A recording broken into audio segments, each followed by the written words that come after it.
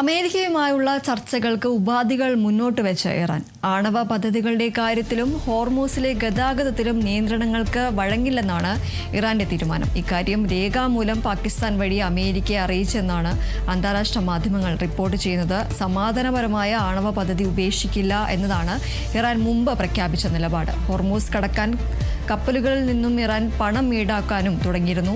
ഈ രണ്ട് കാര്യങ്ങളിലും വിട്ടുവീഴ്ചയ്ക്ക് ഇറാൻ തയ്യാറല്ല എന്നതാണ് അറിയിച്ചിരിക്കുന്നത്. ഒമാൻ, പാകിസ്ഥാൻ എന്നിവിടങ്ങളിലെ നിർണായക സന്ദർശനങ്ങൾ പൂർത്തിയാക്കി ഇറാൻ വിദേശകാര്യമന്ത്രി അബ്ബാസ് അരഗച്ചി റഷ്യയിലേക്ക് തിരിച്ചു.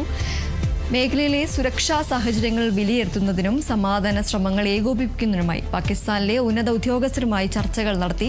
എന്നാൽ അമേരിക്കൻ പ്രതിനിധികൾ നടത്താനിരുന്ന പാകിസ്ഥാൻ സന്ദർശനം പ്രസിഡന്റ് ഡൊണാൾഡ് ട്രംപ് റദ്ദാക്കിയതോടെ ഇറാൻ US നയതന്ത്ര നീക്കങ്ങൾ വീണ്ടും പ്രതിസന്ധിയിലായിരിക്കുകയാണ്.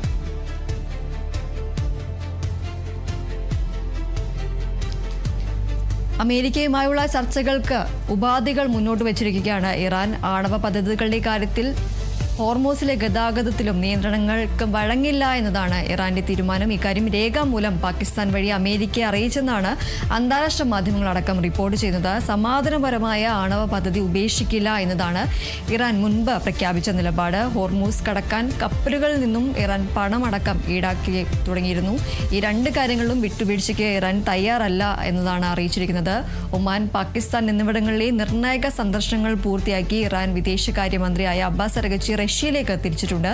മേഖലയിലെ സുരക്ഷാ സാഹചര്യങ്ങൾ വിലയിരുത്തുന്നതിനും സമാധാന ശ്രമങ്ങൾ ഏകോപിപ്പിക്കുന്നതിനുമായി പാകിസ്ഥാനിലെ ഉന്നത ഉദ്യോഗസ്ഥരുമായി ചർച്ചകളും നടത്തി. എന്നാൽ അമേരിക്കൻ പ്രതിനിധികൾ നടത്താനിരുന്ന പാകിസ്ഥാൻ സന്ദർശനം ഡൊണാൾഡ് ട്രംപ് റദ്ദാക്കിയതോടെ ഇറാൻ US നയതന്ത്ര നീക്കങ്ങൾ വീണ്ടും പ്രതിസന്ധിയിലായിരിക്കുകയാണ്.